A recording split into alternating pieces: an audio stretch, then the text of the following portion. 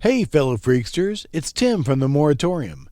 Just here to remind you that if you enjoy what you hear, please like, share, and subscribe, then rinse and repeat. We're just a couple of small town nerds trying to make sweet geek love to your ear holes, and we could use your support. Check out our website for movie reviews, links to social media, merch, movies, and more. You can find us at themoratorium.com. Now that that's out of the way, on with the shenanigans. Welcome to the Moratorium. I'm your host, Tim Kornman. Each week I will be joined by some esteemed, and I use that term loosely, movie watchers, and breaking down some of the weirdest and strangest films to ever, not necessarily, grace the big screen. These are the deep dive oddities and backroom bootlegs that appeal only to the die-hard film fans. So sit back and enjoy the ride into the dark vault of the movie moratorium.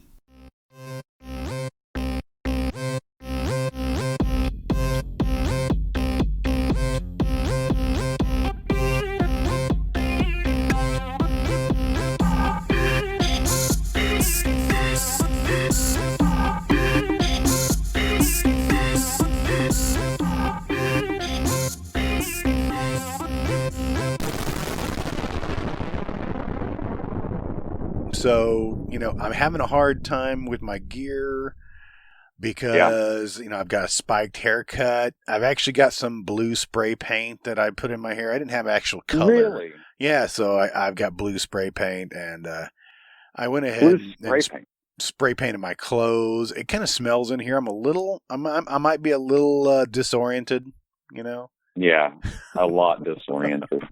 That's toxic. Those are toxic chemicals.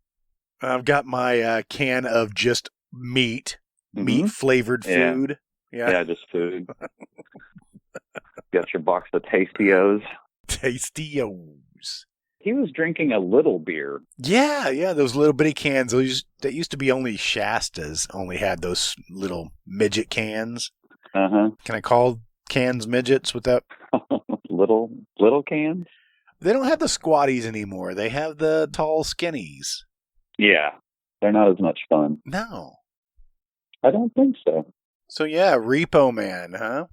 Yes, it's finally time. I knew we were going to cover this when we started this venture. Mm-hmm. We knew the playlist that it was going to get around to.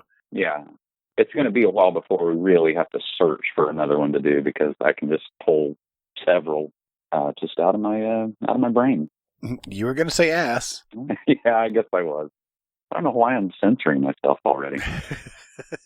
Speaking of, they say asshole in this movie like 30 times. Really?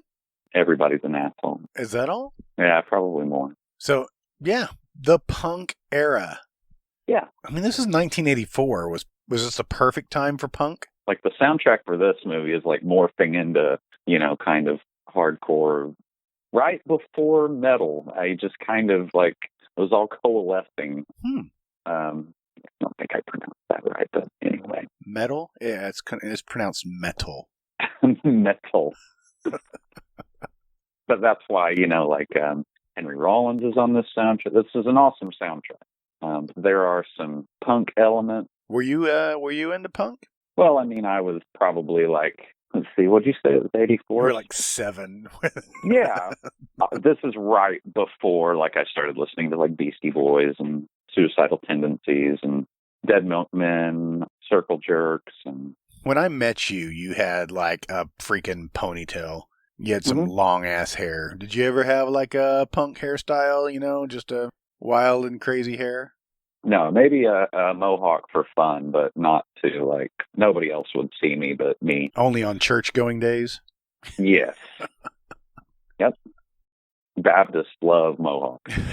It's a little known fact. Yeah. Trying to remember when I saw this. I'm sure it was on cable TV at some point. Oh, I'm positive. I think that's probably where I saw it. Don't remember renting this movie. You know what? I probably watched this on, like, how Cinemax and HBO would have those, like, basically they would show, like, European movies, like, at 2 o'clock in the morning. Mm-hmm. And they would have little, on Cinemax it was called, like, maybe Vanguard Cinema or something. Right. Yeah. And I'm pretty sure That's where I saw it. Also, Bravo had a channel like back when I was a kid that, I mean, it still is a channel, but they would have stuff like that too. Like they would play the really weird stuff early in the morning. But then also they would have a lot of just like live opera, which for me at the time was... That was all the rage? Baffling, and I just could not change the channel quick enough. Back when you had to get up to change the channel? Right. No, I had the corded... the corded cable box. Yeah, the cable box. It had like a wood, like a imitation wood grain sticker. Yep. It was just on the top of it. Oh, yeah, I remember that. A couple of buttons popped off of it and fell under the couch, probably. Mm-hmm. Yeah. So that's this era. That's good stuff. Now, I was probably like 10 or 11 when I saw this for the first time. I couldn't tell you when I saw it for the first time. And, it's not one that I've revisited over and over again. I really like Emilio Estevez in this. I still haven't had time enough to really look at his family tree, but is his family tree more than just a stick? I could spend a podcast talking about Joe Estevez just by himself.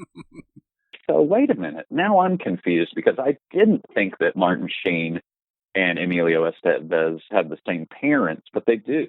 Martin Sheen is his dad. I mean, what did I say? Yeah, Martin Sheen is both of their fathers, but they also have the same mom. And I thought that was the difference, was that they had different moms, but it just says Charlie Sheen, Renee Estevez, and Ramon Estevez. Ramon. But anyway, man, Joe Estevez. But man.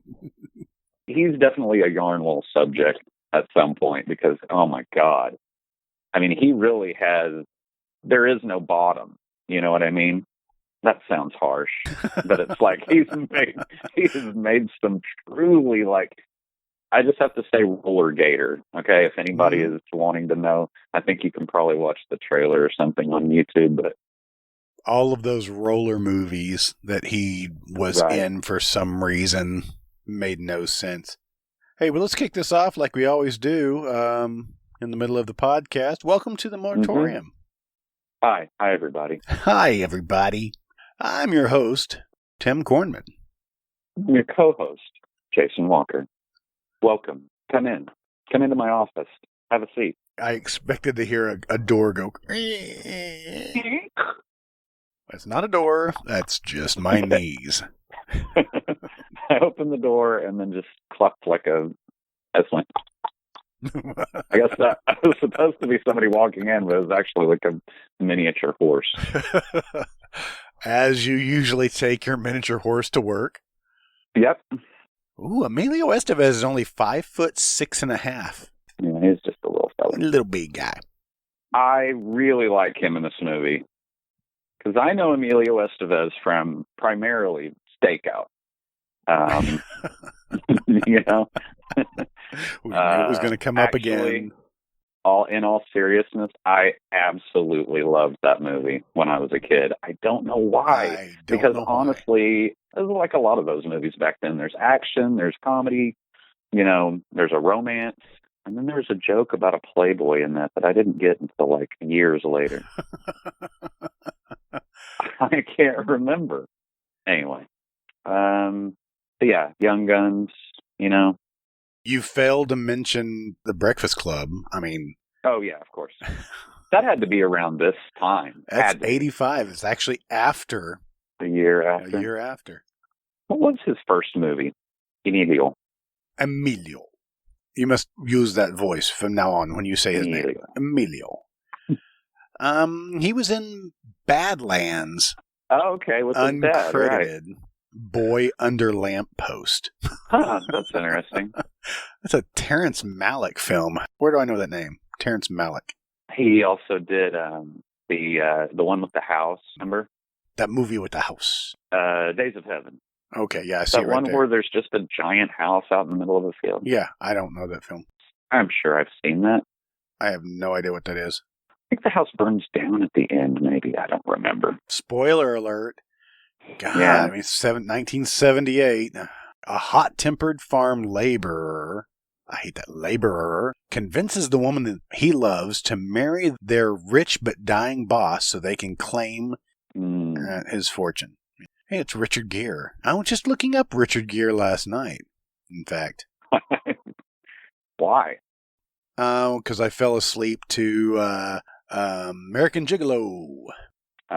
Really? Yeah. Why are we watching that? Because it was on. Huh. On what? It was on Pluto. Oh, okay. I felt like I didn't need to fall asleep to Hellraiser 2 or...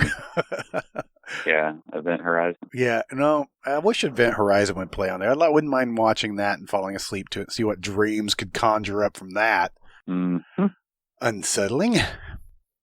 Brooke Adams was in this movie, Days of Heaven. Mm-hmm. I just remembered Badlands. I think that is based on a true story, and I think that Martin Sheen's character is like a serial killer. Oh, really? And Badlands reads, an impressionable teenage girl from a dead-end town and her older greaser boyfriend. Greaser? I should say greaser boyfriend. I kind of take offense to that. His hair is reasonably... it looks like he's... reasonably greased? It looks like he is, conditioned, at the very least. They embark on a killing spree in South Dakota Badlands. Are there Badlands in South Dakota? Yeah. Most of the land. Most of the lands are bad? Mm-hmm. Warren Oates is in this. Yeah. Yeah, actually, Martin Sheen's looking pretty tight. Like a tiger. He obviously doesn't know how to use a gun because every scene of him with a gun it's either over his back with his arms around it. You know what I mean? Mm-hmm. Like up over. Mm-hmm. Like he's a scarecrow. Yeah, exactly. Or like Jesus. Wow. I don't want to get that deep. Yeah, weird. There's a picture of him shirtless. Yeah, not bad. He's actually got like James Spader hair there. Yeah. Not like a greaser at all. No, that's what I'm saying. That was when the dry look came back. Oh man, he's really poofing his chest out there in this. There's several shirtless photos of him. He's got to poof his chest out. He's like 5'4". Gotta seem at least as big as his co-star. Sissy Spacek. Okay, I think that is all that needs to be said about Badlands, which we are talking about because the actor in this movie's father was in it. And his name was Kit, like the car. Maybe that's where they got the name for that. No, Kit stood for something. I'm going to pause the podcast and find out what it was. Nope, that's okay. We'll come back to that. Okay. Let's talk about this movie. I'm going to say Emilio Estevez did a short TV series called Insight. Oh, yeah, I saw that. Where his name was Pat, Stan, and Man. Yeah, right. He's 3 different characters. Okay. But so he was in Tex, 1982. Okay. Yeah, right. With Matt Dillon, Meg Tilly. Yeah, I didn't think about that. S.E. Hinton novel. Right. And he was also in Outsiders, but was he in Rumblefish? Not that I see. Yeah, Making the Grade. Oh, I got to look at that. We might have to revisit Nightmares. I didn't realize he was in a segment of Nightmares. Right. An anthology of 4 horror tales with supernatural twist based on urban legend. You remember the box art? Had a couple of hands that are outstretched towards you. Oh, yeah, okay. Yeah, Nightmares. He was the Bishop of Battle. Oh, that was a video game one. Yeah, yeah, I remember that. You don't remember that at all, I don't at all. Oh. He was in the video short for John Parr's theme song to St. Elmo's Fire. Man in Motion. Can you sing that for me? Yeah, go ahead. I could, but I'm not going to. I'm not going to. His name's Kirby in St. Elmo's Fire. Kirby Keeger. Oh, my God. What a horrible name. That is a bad name. It's a horrible But he redeems himself in 86 with Maximum Overdrive. That's right. I love that movie. Apparently just Stephen King flying on cocaine. Just Hopped Up. Greatest soundtrack ever. Yeah. Well, yeah. Do you know in Wisdom that his name is John Wisdom? Yeah. That seems like, that's nobody's last name, is it? I guess that's where he met Demi Moore, because I was reading in his bio here that he was once engaged to Demi Moore. Yeah. A little bit more information on him. He was married to Paula Abdul. Right. For 2 years. Yeah. They became estranged, and she started dating MC Scat Cat. Remember that? No, I don't remember that. He dated Mimi Rogers from 81 to 82. Well, who didn't? So it goes on to say here, dated Mimi Rogers from 81 to 82 and served a best man at her 1987 wedding to Tom Cruise. Awkward. Yeah, that seems like there's a little bit more than... Oh, also, I think Dianetics is like referenced in this movie. Did you catch that? Right, but they call it diuretics? It's like Dianetrics or something. Okay, I something almost wrote like it that. down, but then I was like, oh, well, this is just like the beer and the food and we'll talk. We need to talk about this movie, but, just all that generic, like, advertising stuff. But anyway, so I was like, oh, well, they're just making fun of it like that. But then he hands him a book, and it looks like an old paperback that has that. It says Dianetrics. It looks like a slightly cheaper version of Dianetics, I could see that. It's just weird. If that's not a real thing, then why would they pay the money to just show it in a weird little insert shot?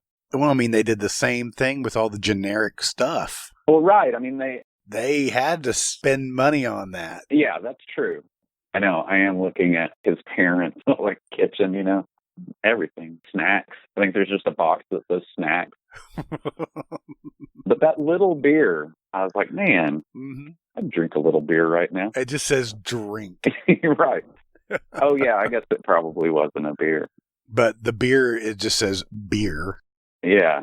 It was kind of grossing me out when he was eating out of that can in the kitchen. Oh, yeah. The one that just said food. Yeah, it just looked like he's eating dog food. All right. So, hey, well, let's get started on this film then. You want to get started? You want to talk about the film? Yeah, we'll bring up the Sheen/Estevez family tree later. Oh, we got to talk about Men at Work also. Ooh. All right. So, I've already introduced the show, right? Yeah. I think, yeah. We can edit that back in or edit it out. So, just to tell our audience here that you can watch this if you take a week free trial for the Starz Network through Hulu or Amazon. I think it's through Amazon. You can watch this on there, or you can watch it for free on a really bad YouTube window of somebody posted. And if you watch it there, I turned it on just to check it out, and it's the audio quality is horrendous. Yeah, it's like it's been sped up like about 33%. Oh. So everybody's talking a little fast and a little... Yeah. Hey, Otto. Yeah. So if you want to hear the Chipmunks, ooh, doing a version of Repo Man, go right ahead. I might. I might just... I've just tempted you. I might do just that. Maybe just open up your can of drugs. Yeah. Just a bottle of drugs. They're like vitamins. They just kind of do everything. Okay, so it has a really cool opening, which is just kind of a map of California. I dig that. And is this Iggy Pop's? Yes, he did the theme. This is the theme for it. But yeah, it's got a cool opening like segment, but I just right out of the gate, it says Michael Nesmith presents. Mm-hmm. And I for those that don't know, go ahead.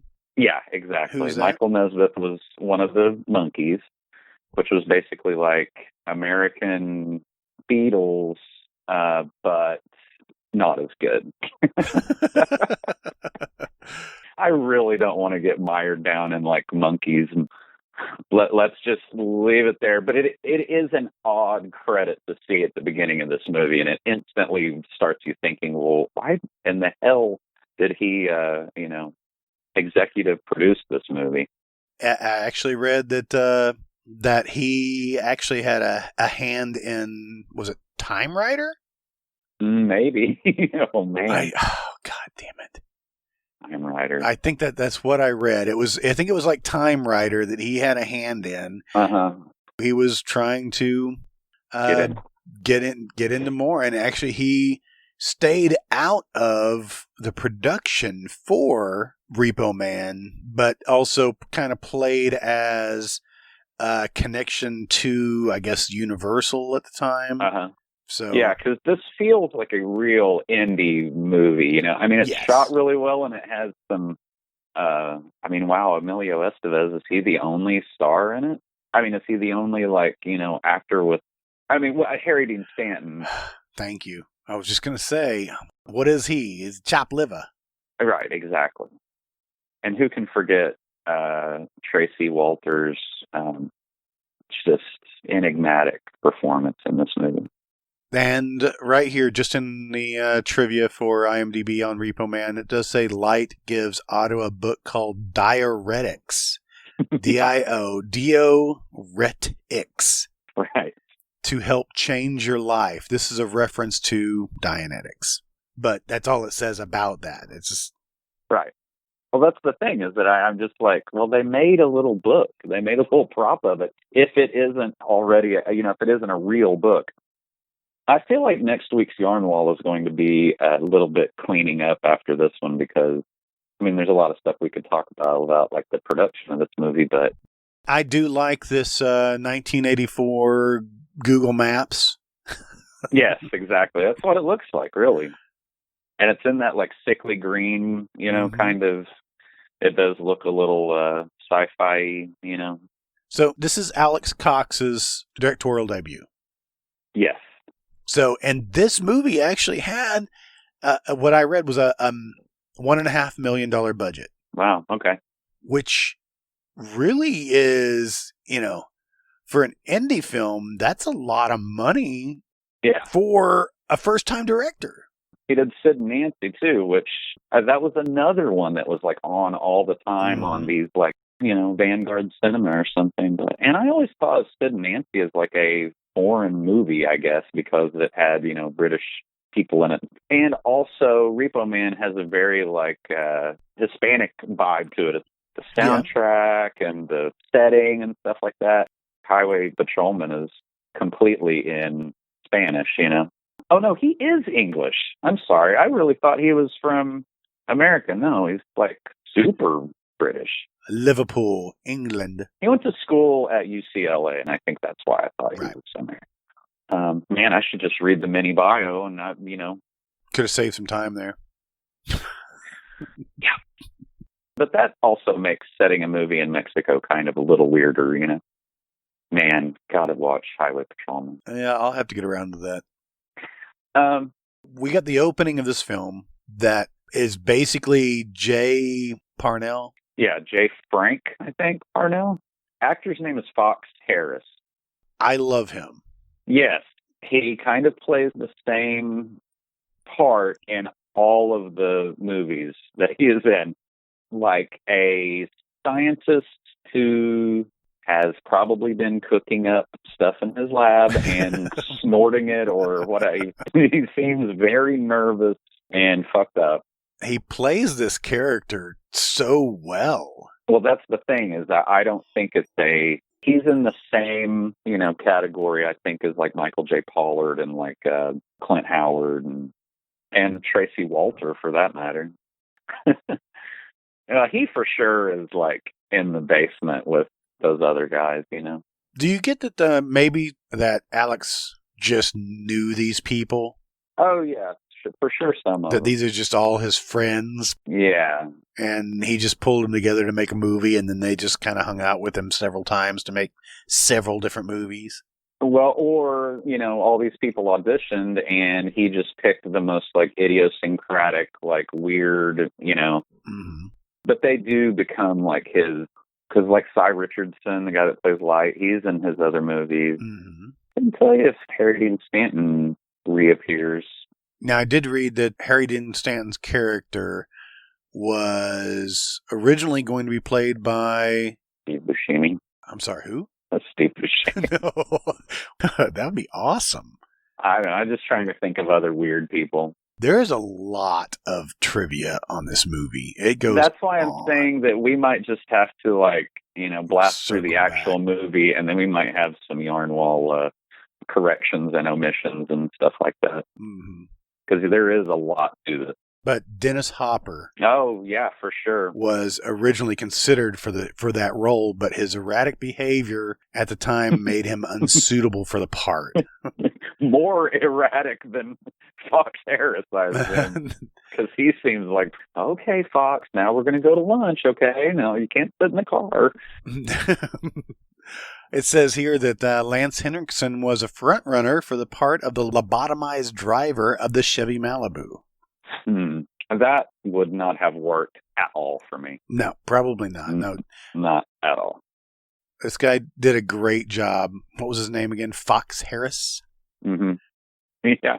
I love the sunglasses with one of the lenses popped out. Is it with one lens popped out, or is it just... Or is it just a one dark lens? Yeah. I don't know. So immediately the movie just starts up with him driving down the road singing Clementine. Yes.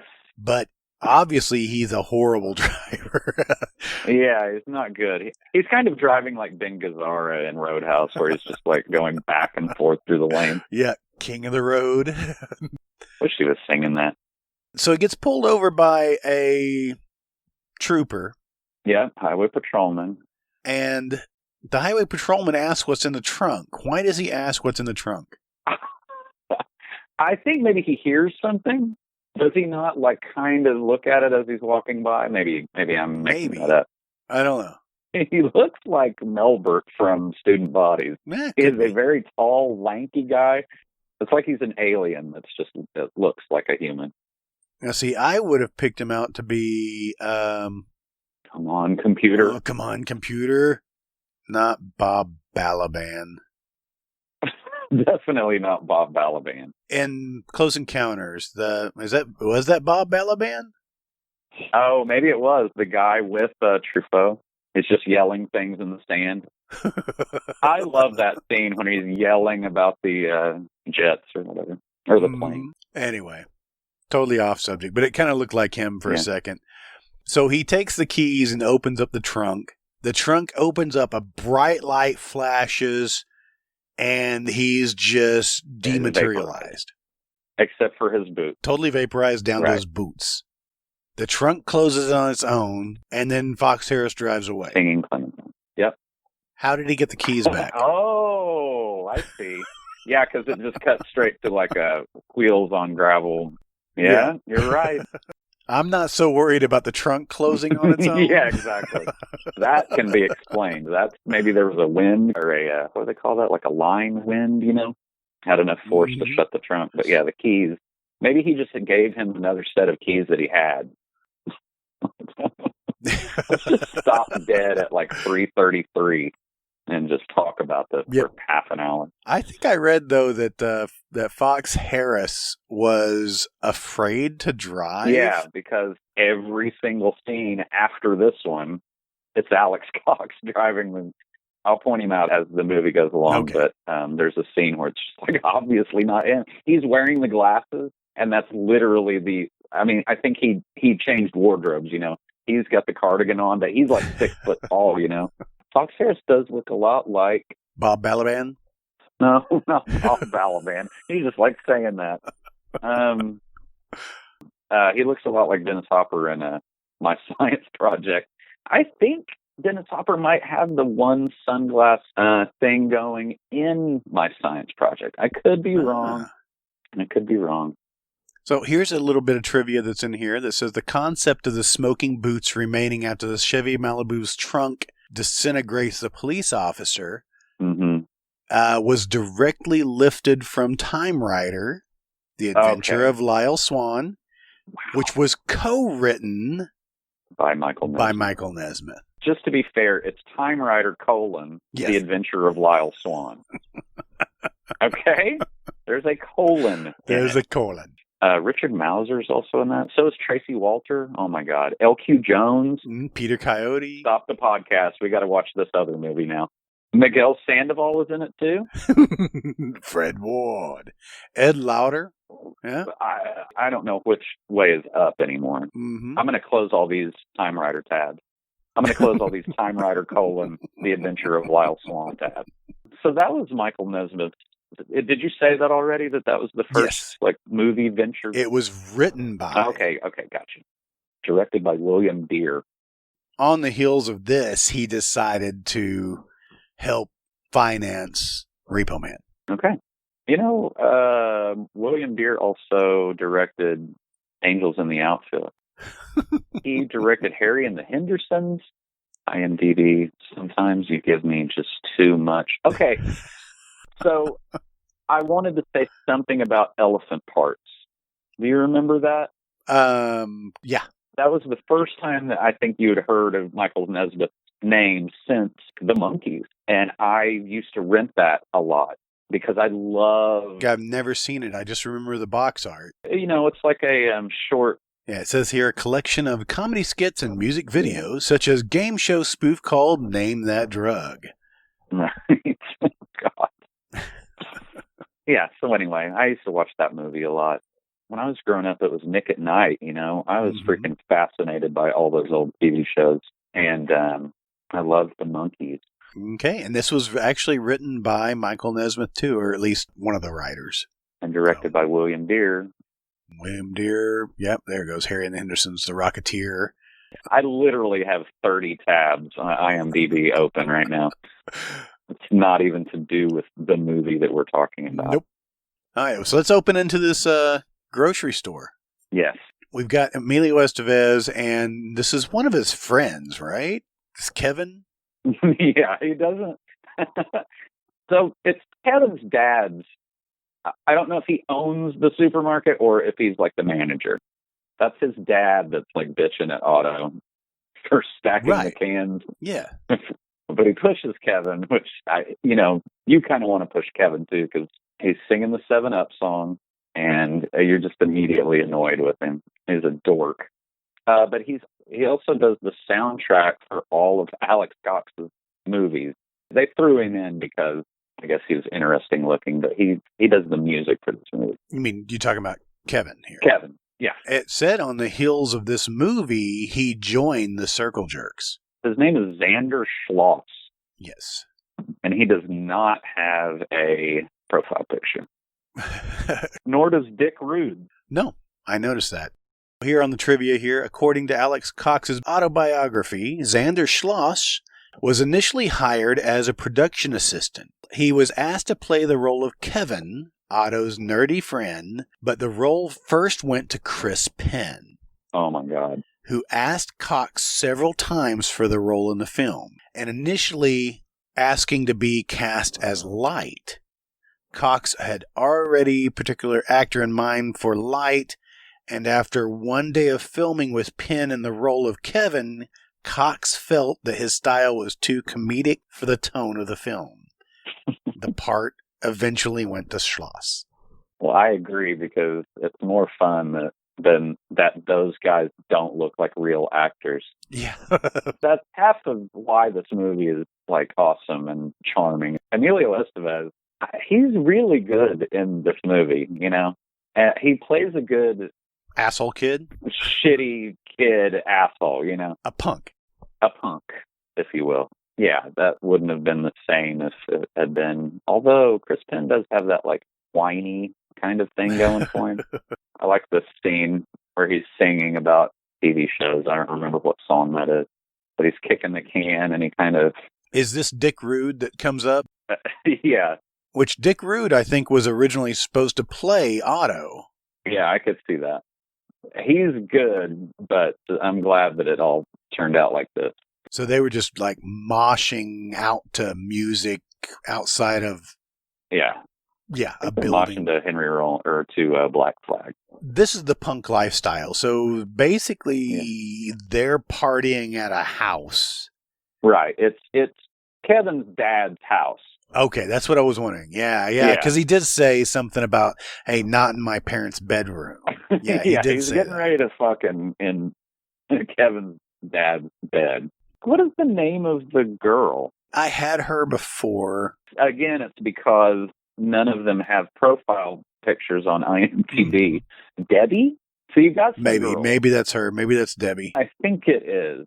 She has a British accent. There's a deleted scene because, well, he goes to get her a beer while they're getting ready to go have sex, and he comes back in and she's cuddled up next to Dick Rude. Is it Dick Rude? Okay. Yeah. There's a deleted scene where she's totally naked and he's going down on her. Emilio or Dick Rude? Dick Rude. Oh. And he walks back in on that. Well, because for some reason, when he's only been gone for literally a minute. Yeah. And somehow Duke has split in there. But they are covered in I guess it's supposed to be sweat, but it looks just like lube. It looks like they have lube on their faces and arms. He has not been gone long enough for them to work up a sweat. And they're also in California, in the industrial part of California. Everything looks just abandoned and a rundown. Yeah. And I mean, it's a cool setting for this, but it's just depressing. It does kind of give it a cool aesthetic. Yeah. Yeah. I wish my name was Miguel Sandoval. Not Dick Rude. Oh, yeah. By the way, are we recording? Yes, we're recording. Is the little light on? Yes, I can see your levels. Ooh. Yeah. Am I coming in good?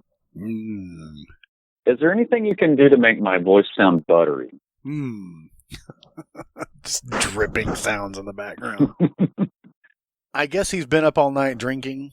Yeah. Which makes him a perfect Repo Man. That's exactly what Harry Dean Stanton looks like. He looks like he's been just hitting it constantly. Yeah, you see the car he's driving when you meet him, and you're like, yep. Which I actually read in the trivia that was somebody in the production, that was one of their cars, and they purchased it for the movie. Nice. And actually, many of the cars in this movie were from the production. They just let them repo their shitty-looking cars. Yeah. That would be a kind of, that would be like a blessing and a curse. It's that's my car in Repo Man. It's yeah, piece of shit. The muffler just fell off. What I read that Alex Cox was a Repo Man at one time. That's where I saw that too.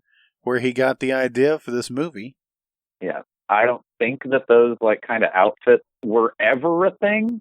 I don't know. That just seems a little far-fetched that they have a little pen where they all just kind of hang out and play grab ass and just... But anyway, okay, we're not even to that part yet. So they're jacking this car, repoing this car, which looks like a Chevy Citation or something? I don't know. Yeah, kind of a ugly little boxy thing. Mm-hmm. But there's a scene that they're going down the highway, Harry Dean Stanton, and this freaking Malibu cuts in front of him. And if you look, that's Alex Cox driving. Yes. It is not the scientist. It is not. It is driving erratically like the scientist guy. Yes. I can't stress this enough. It is clearly not him. Even an old crappy VHS. And it's that is not the same. His head is scraping the top of the cabin. I love the bait to get him to drive this car. He's parked in the most... And they say, he says, this is a bad neighborhood. This is a horrible neighborhood. I need to move the car. My wife's having a baby. I need you to drive her car to the hospital. Follow me to the hospital. Yeah. And later, when they take the car to the lot, he asks him, what about your wife? He's like, she can take the bus. She's a rock. Yeah. So she was driving, following him, went into labor, and then his story's got a lot of holes. Now, who's the owner or the manager of this place? I wouldn't know who to say is the manager. Are you saying that the out of all the people in there, the biggest and whitest and fattest guy is the manager? Yeah, just by Tom default? Finnegan. Okay. No, he's definitely not the manager. You don't think he's a manager? No, he just answered the phone. Is that what it is? Okay. So nobody really managed this office. The secretary is the only one that seems like she's kind of got a, work ethic. Because even the security guy, most of the time he's just crocheting in the background. Yeah, he's knitting. He also is wearing if that is not a toupee, then his hair starts growing in the middle of his forehead because that is very strange looking. Harry Dean Stanton's awesome in this movie. He adds so much, And I think I read that actually he did not want to learn his lines. He seems very natural. What he stated, and I read this in some of the trivia, that he stated that Warren Oates in Two-Lane Blacktop, all of his lines were written on note cards and set on the dash of the car. And that he did fine in that, and that's what he wanted to do for this movie. And Alex Cox threatened him, saying something that about SAG. Right. It was all bullshit. All bullshit, and therefore Harry Dean Stanton memorized all of his lines. It seems way too natural for him. Very natural. Very natural. He looks like he belongs in that, like, no air conditioning, just little husk of a building. Yep. But he just adds a lot of, like, not gravitas, but just some, it's good that he's there. Kind of anchors this part of it down. I do like when he pours that beer out. Cy Richardson comes in and says, "Man, somebody pissed on the floor again?" So somebody's pissed on the floor before. On a daily basis. Yeah, so we haven't gotten to the scene that I'm talking about. So, but anyway, the government agency, is it a government agency? I don't know. Guys in full hazmat suits. Yes. That are looking around the desert, around this police motorcycle that had pulled over the Malibu. Where the guy melted. In the trivia, it also stated that the air fresheners, the car fresheners, the company donated those for the film. Little product placement. And that they were unscented. Okay, great. They were like, hey, we got some of these that never passed inspection. Yeah. I mean, why not? If you listen to the government people, and I had to watch this with closed captioning, as I do all of the films we watch, and really all the TV that I watch, period, because I'm deaf. Yes. Or everything my wife is watching is foreign anyway, so... Sure. You're used to reading subtitles. Right. But their dialogue is absurd. Yeah, it is. You mean the government people? Like there's this kind of chatter in the background? Yeah. It is just absurd. Yeah. The head girl that has the metallic glove. Yeah. She's kind of wearing a Navy... She looks like she's in the Navy. Like she has kind of a uniform on, but it's a dress. And she has kind of a flying saucer hat and a metal hand. Right. It looks like Michael Jackson's glove. Yes. But it's huge. In the trivia, it stated that they wanted a robotic prosthetic for her hand. Well, it doesn't move. It wasn't in the budget, so they gave her a metallic sequin glove. Man. But they kept the scenes in later where everybody was ogling over this glove. Her character, even the dialogue doesn't give her a lot to work with. No. But if she didn't have that hand on, it would just be nothing, She doesn't add anything, but giving her that hand is like, now we're into some sci-fi shit, And it's just weird. She's an oddball. Yeah. You want to think right off that it's like a UFO conspiracy. They say at one point that, I think it's the Rodriguez brothers, say something about it being that the car came from Roswell. I don't know if that makes it any better, but the Rodriguez brothers. He calls them gypsy dildo punks when they're racing in the in the fucking, what do you call those? Reservoir? So she goes into the back of this truck, of this, which is like a mobile truck. unit. Like a mobile surveillance unit. Yeah. And she reads on the screen, there's a 44% possibility that he's in L.A. According to what? Yeah, exactly. I was just trying to catch some shit on the screens. Yeah. It's like a diagram of the car. Looks like an engineer's, like, little blueprint of the car. Yeah. It's just a Malibu. Like, they should have just shown a picture of that car. But instead it was like a draft, like a drawing of it. It's really weird. All right, so Emilio Estevez is wearing... I don't know where he got the jacket from. Are you talking about... No, I'm talking about his hat. His little... Oh, yeah, the little... Vietnamese hat. Yeah, it's purple. He's hanging out with Kevin. And they're looking for a job, I guess, just going through the papers. He kind of hates Kevin, and also it's like his only friend. It seems like it. He treats him like shit. He does. But then again, Kevin really is annoying.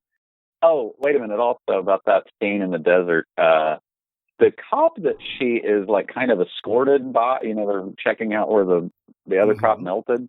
He's Asian. When he talks, all of his lines are 80 yard, because you don't see him talking. It's all cameras like 50 feet away. Anyway, I just thought it was weird. And he's got like kind of a push broom mustache.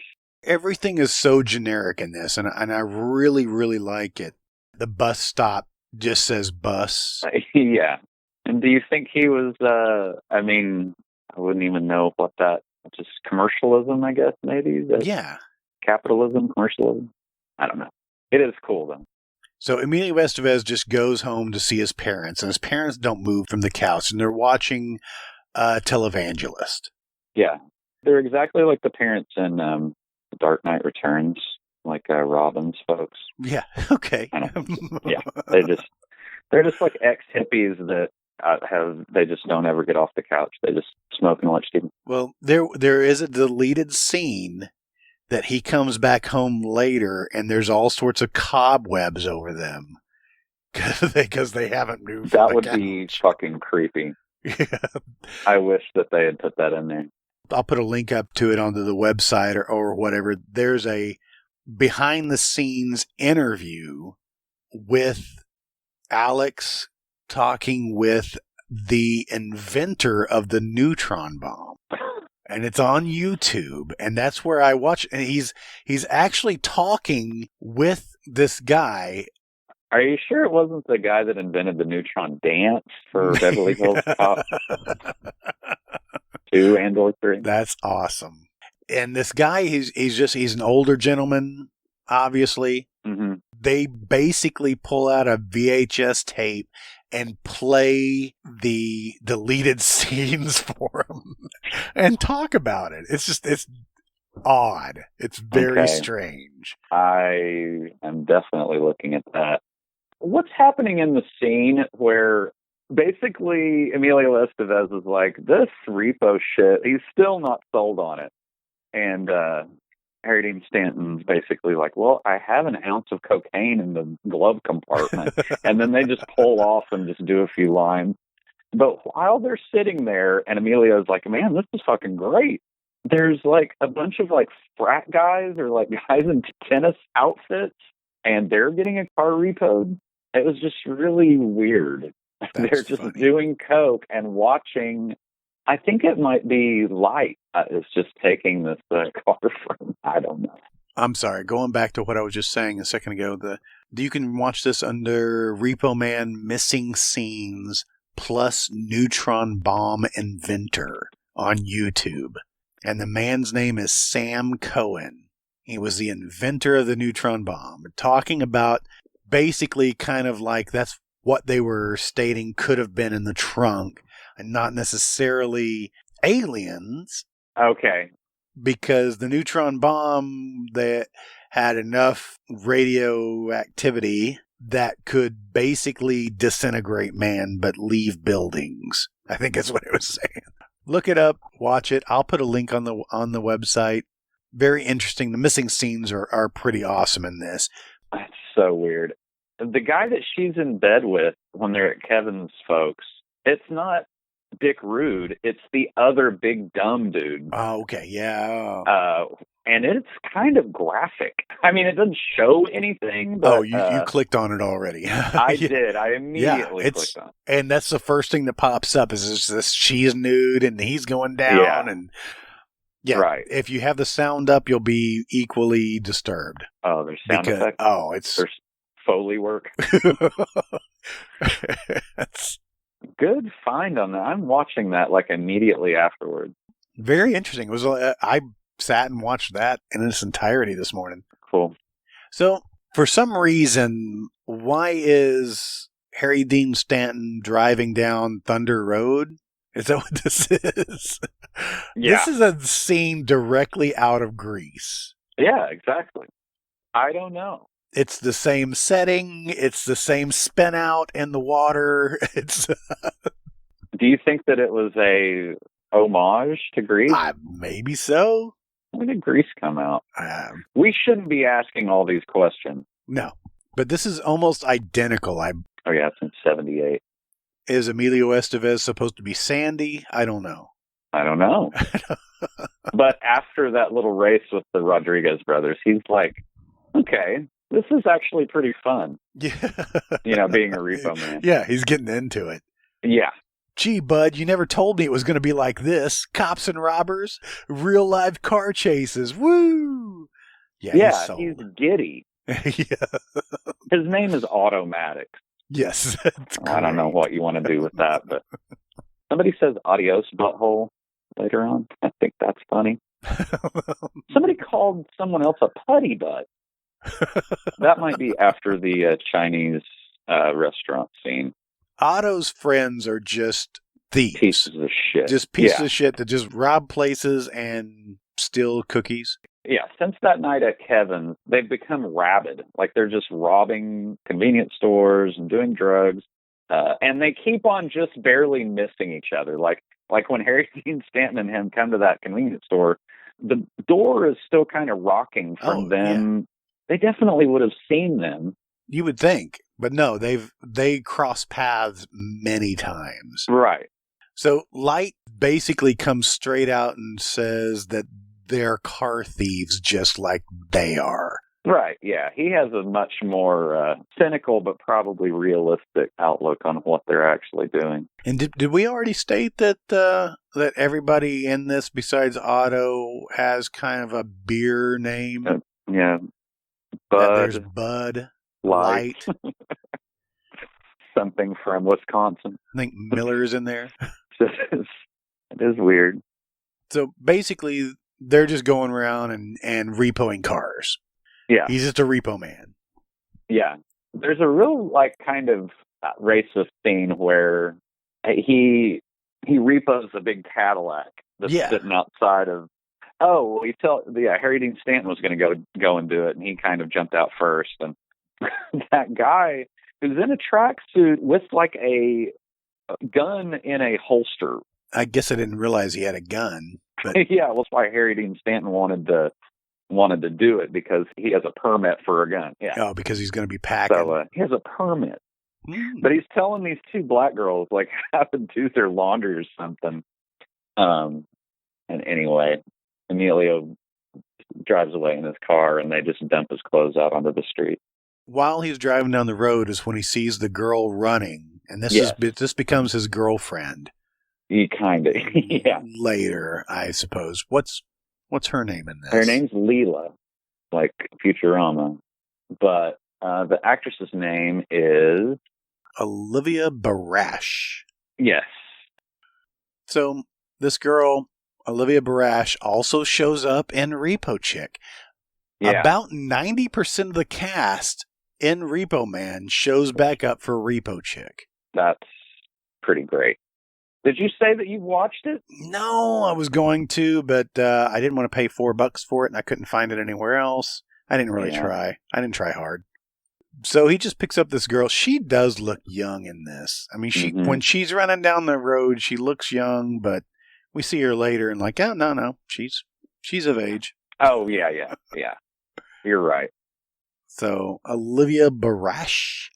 She shows him a picture of, I had to pause it, and it kind of almost looks like blown up condoms in a black light or something. But she says that those are the aliens. Yeah.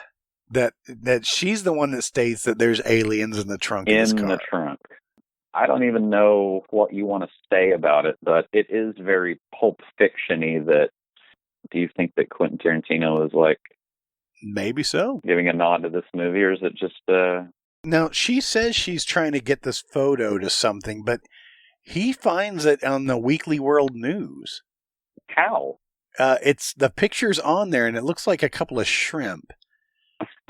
And I've got it paused here so I can read it on the Weekly World News that says, a professor's startling discovery, ETs will land any day now. Aliens will bring joy and happiness to all the Earth. It says here, night shifts canceled after terrified workers flee factory ghost. Is it him? I love that. It says Sharon Tate killer plots prison break in a hot air balloon. It's got Charlie Manson's face on the corner of it. Of course it does. Anyway, I just had to stop and read the news. Okay. Yep. The Weekly World News. Yep. Gold is down. Life Force. That's one of the guy on the radio. Says gold is down. What's the other one from all the old movies? Oh gosh, I can't remember them. They use like the same newspaper prop for all of the 50s and 60s. So I don't know where it fits. We might need to do an episode just over the missing scenes. Yeah. That right. Little interview. Yeah, next week we'll definitely talk about them. Because I want to tell you about them now, but maybe you should just watch them. You should just watch them and enjoy them yourself. Yeah. Can you give us a hint that just doesn't really give it away? Or a Harry Dean Stanton takes a sledgehammer to a payphone?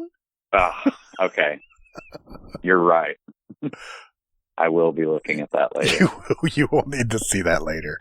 One snapshot of that is going to be my new screensaver. Are we to the part yet where Tracy Walter gives him his like weird kind of philosophical stuff about flying saucers? Or are we not to that part yet? I'm to where Light is, they're stealing a Camaro.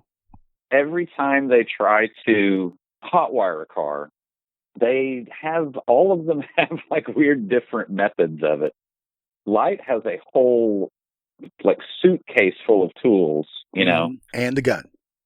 And the 45, like a chrome plated 45. I don't know, but what he's doing looks, he pops like the key, the key thing out and has like a socket, thing. And I don't know, that looked pretty realistic. At one point, Emilio Estevez just opens up a stick of gum and throws the gum away and is going to like cross the wires with just a piece of gum foil. Would that work? I don't know. In the back of this car, there's a lot of like birthday presents.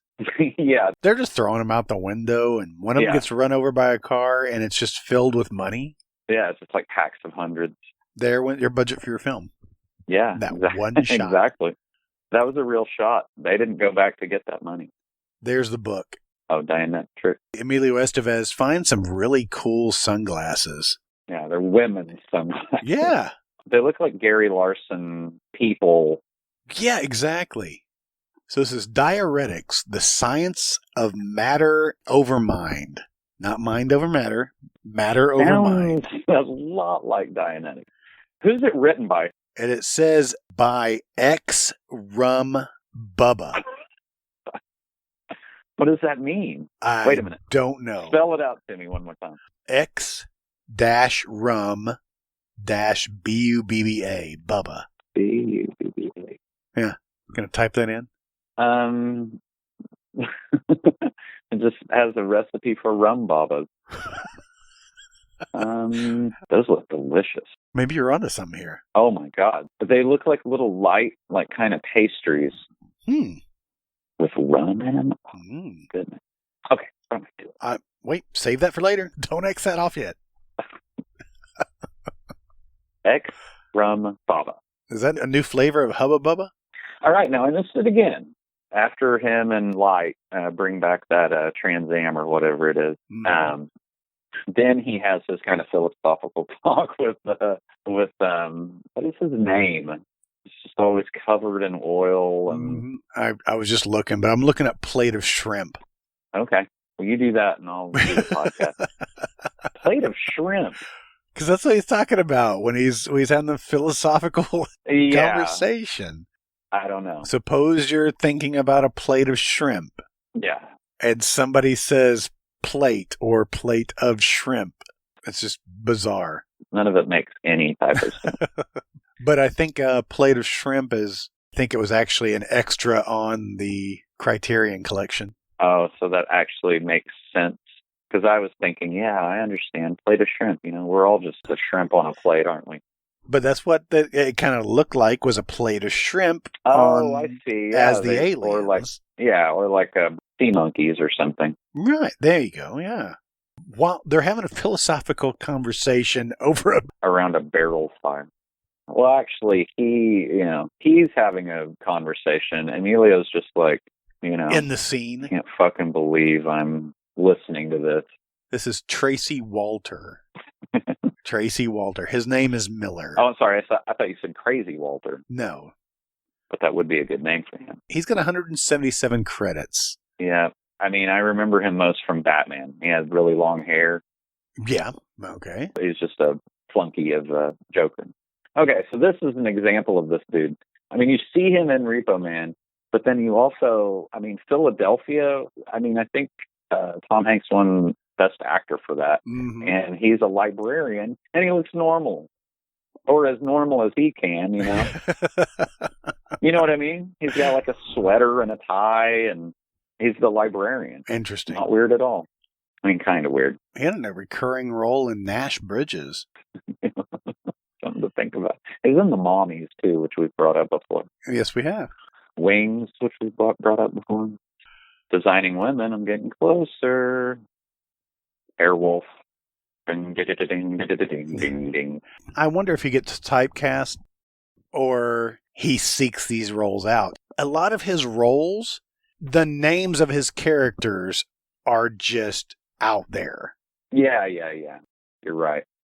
His name is Pooch. His name was Street Urchin in Serpico. Okay, now wait a minute. This might be the best one. Frog Rothschild Jr. First name is Frog. His last name is Rothschild. Wow. In the Octagon, he was Mr. Beatty. Yeah, cool. The Octagon's about ninjas, I think. He was in Hardcore, the one with George C. Scott. Mm-hmm. Okay. His daughter gets into porn, and I think he's a cop. I know he's a businessman. It's sort of like 8mm a little bit. Okay. Okay, he was in WKRP in Cincinnati. There. Now we can go back to... No, I don't know if you can, because you got to hear that in Married to the Mob, his character name was Mr. Chicken Lickin'. Okay. Now we're walking away. Okay. So Harry Dean Stanton is... Who is he yelling to when he gets out of the car? He's pulling a Stella, right? Or a say anything. Who is he talking to, though? He's screaming at the Latinos about something, because they got a rivalry going on. Oh, the Rodriguez brothers? Yes. Oh, okay. He's yelling at them. I get it. They're talking about how drugs are bad, but they're passing a joint around. And he and Emilio have just been driving around just doing all the cocaine. Yeah. They throw out a computer printout on this Malibu. Yeah. And it says the delinquent payments are 5 months, requires immediate recovery. 1964 Malibu is just the same kind of printout. It actually shows just a rough, sketch.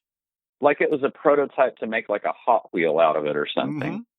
Mm-hmm. It's so weird. But it does have Jay Parnell's name on it. Oh, yeah. And it shows him, too, like he's a cutscene in a video game. So are they wiretapping? They're following Otto and everybody around to try to find this car. But where does his girlfriend work? Because where was that alien when he just dropped his pants? Yeah, that's where I'm looking at right now. It does say something really weird on the outside of it. It's like for a bakery, or I want to say, or something. Yeah, he made fun of it last time when he dropped her off. Right, exactly. It's United Fruitcake Outlet. Yeah.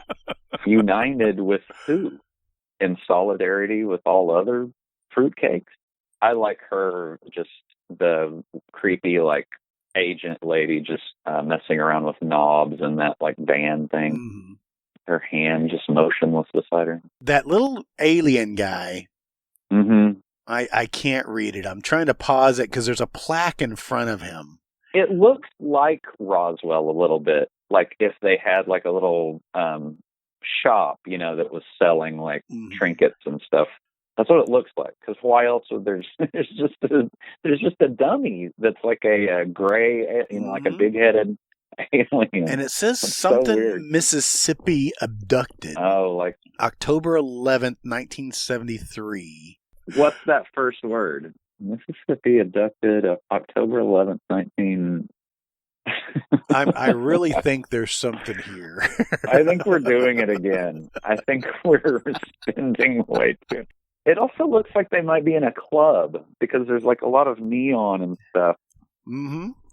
So is this the same?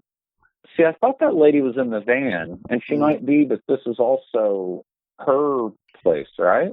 I don't know. I thought maybe they were working together, but they're not. And I don't know. It just seemed weird. I think she is getting her orders from her. You know what I mean? Also, if she's looking for the Malibu, she's doing it on foot in California. It just seems like a poor way to canvas a big area. So yeah, Otto is not a very sensitive lover. Every time he has a girl, he just drops his pants and just stands there until something happens. I can tell you right now, it doesn't work. I've tried that many, many times. No, it doesn't work. I'm not blaming it on being married for 18 years. Right. So Harry Dean Stanton is yelling at him about Russia. They're both just so high on cocaine. He doesn't like Christians either. So this tag on the front of the car, I looked at this too. 127 or 187 GBH. Oh, you think that means something? The trivia that you've given so far seems pretty... I mean, if you told me that you just made everything up until this point, I would believe it. It's a punk thing. Oh, there. Okay. What's GBH? 127 GBH. Let me type it in again. The license plate on the Chevy Malibu reads 127 GBH. GBH is the name of a punk band, but it's also the British term for assault, grievous bodily harm. Oh, what's the 127 mean? Well, I don't know. Got nothing. Well, if you're going to give us trivia, at least... No, that's good. I think maybe that's what our problem is that a lot of our films that we cover, there's not a lot. No. But this had such a cult following. Yeah. That there is so much information. If you just want to keep digging, yes, it goes on, and there's too much information. Therefore, I'm having a hard time finding anything. Right. That makes me happy, but it makes me kind of exhausted too. Yes. So the Rodriguez brothers swiped the Malibu back. Yes. Or not. It's almost changed hands, I guess, but the scientist is still driving. Did I say that have we said that he's a scientist? Is he? Well, the only reason I know that is because that, like in the description or something, he's called a scientist. That's the only reference to that. Yes. But yes, they call him a scientist. So again, this scene where he pulls up, he comes out of the car wash, and Kevin is trying to give him a vacuum job. Yeah. That scene is a lot longer. It's in the missing scenes that it goes on and on with him talking about vending machine food. So Fox Harris does? Yes. Okay. Very entertaining. So another extended scene there. Alex Cox is also he works at the same place with Kevin. Oh, is he in the background there? Well, the scientist kind of drives by and he kind of half-assed wipes his car and then wipes like the antenna. Oh, yeah. I just didn't even notice. Well, it's just Alex Cox is he kind of stands out when he's in. That's why it's so weird that they made him drive the car, because he really is like tall, lanky, and odd looking. He doesn't necessarily look at the camera or anything. Yeah. So anyway, the Rodriguez brothers steals a car. Yes. He calls into his little bullpen and saying something about the car being hot. And they're like, what, it's stolen? He's like, no, it's freaking hot. We're sweating, you know? So he's a little freaked out. I think that he's not mad. You know, him and his buddy stop at that little store to get a pop. And there's Dick Rude and his gang again, too. Now they've got the Malibu. So these guys that are on the mopeds, they were where he was yelling at the Rodriguez brothers, right? Were they there? Yeah, all of their scooters were sitting out there when he was yelling at the Rodriguez brothers. See, I didn't get that either. But the scooters show up because Otto's trying to take this old woman's car, and they show up there. They were riding on the scooters. Right. It's the same gang of the musicians, it looks like. Oh, right. They beat the shit out of him. Yeah. Yeah, okay. Got it. Well, then that's weird. So they just all happen to be going to the same place? Exactly. I don't know. They just needed extras, so they said... I guess. And it was kind of cool to see, like, a gang with, like, they're like despots. Yeah. Yeah. Well, anyway. Close enough. And then I got confused a little bit, that scene where Light drops him off. And this is the one where he gets the foil off of the gum. He's trying to repo that Mustang, and Light just, like, he leaves him. See, I don't know if that blue Mustang is a repo or if he was just... Because you get kind of the sense that Emilio doesn't give a shit about the Repo Man code or whatever, you know? And I feel like he is, like, kind of nudging closer into just, like, crime, you know? Mm-hmm. Just, like, stealing things. I could be wrong. But yeah, can you use tin foil off of a gum wrapper as a conductor to hotwire a car? If movies are true, then yes. Because I've seen that happen before. Also, pennies instead of fuses, but I think that's like a real thing. Okay. You know what I mean? If you can just like plop a penny into one of those old fuse boxes. I've seen that in movies before. When pennies were actually copper? Right, exactly. Exactly. I do not like the two other agents.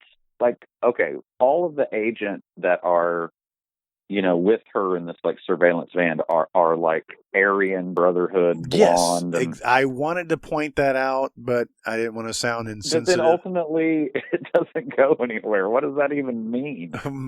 I don't know. Maybe they're genetically like altered or something. There's that one scene that she has a tiny screwdriver and she's like adjusting something on her hand. I don't think I caught that either.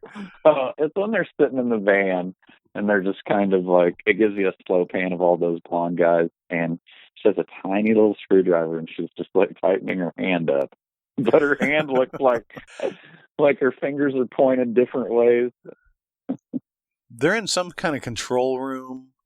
Well, that's what I was trying to figure out, because it looks like they're in a surveillance van. Yeah. I mean, it's the size of a van, and they did have a van earlier. But then also they have that, like, home base, too. Mm-hmm. I think what they're doing is like that thing where, I don't even know if that was a thing back then, but like they're trying to ping, you know, like triangulate, you know. I guess that would make sense if the car, like, had a tracking device on it or something. But to our knowledge, it doesn't. No. I like it when Emilio freaks out.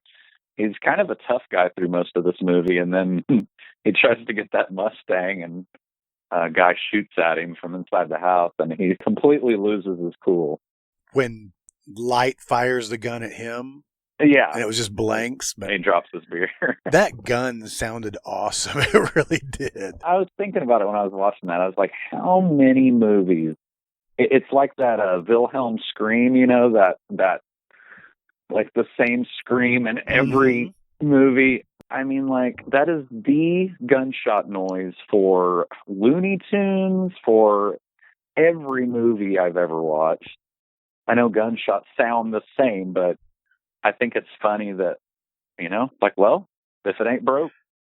Are we at the scene where he admits that he got the shit kicked out of him? Is it the same scene where they're grooming Tracy? Yeah, or they're cutting his hair. Yeah, I guess grooming would be like clipping his nails. And he is kind of like their little mascot, sort of, a little bit. If they're cutting his hair, they're doing a shitty job. I just realized something. This is the scene directly. It's the one right before he goes back to the shop. Are you talking about them in the van? Well, you were just talking about that, where she was trying to use a little mini screwdriver. Yeah, but what we didn't say was that, I don't think we mentioned that, unless you did and I completely spaced on it, but that the blonde-haired agents are also driving crappy cars all around L.A. or around California. So they kidnap Leela. She looks like she's hanging up posters for her boyfriend's band or something, and she's trying to find a Malibu with aliens in it by walking around. Mm-hmm. I mean, I guess she's just doing everything that she can, but I just thought that she was in cahoots with this redheaded lady. But then she's also now kidnapped by the blondes who are the redhead lady's underlings. Yes. So what? Which doesn't make a lot of sense because, well, she's walking down the road and she just stops at a payphone because it's ringing and answers it. Right. And it's Parnell who's calling her in the next booth. Yeah. I didn't realize that. And the blonde agents try to run him over while he's in the phone booth. Yes. They totally wreck their car, which, do these cars have airbags? No. It looks hilarious when that thing goes off. It looks like a old, like a weather balloon almost or something. Yes, exactly. It just keeps inflating. It's huge. This is a 70s like Plymouth or something. It for sure did not have fucking, if anything, it didn't have seatbelts in it. When they kidnap her, it does have a government license tag on it. I noticed the same thing. I was like, man, he is a stickler for license realism. Yeah. He's like the first license plate realist director. And even though I said the 120H GBH or whatever, 128 or 27, whatever. I'm still wondering if you made that up about the punk band and all that. It seems implausible. Well, after I read that and when we started the film, this seems like so long ago when we started a long time ago. My nails are long. My hair is long. I know I've aged. Yeah. Anyway, the license tag when the cop gets disintegrated is different. On the Malibu from the first scene of the movie to this last scene. So he got the license plate later and was like, man, I want to use this. But I suppose so. What I thought you meant was that a punk band had taken that name after this movie came out because of the cult status of it. It was a homage to... I think it's an homage, yeah. So, here we go right here. GBH Band.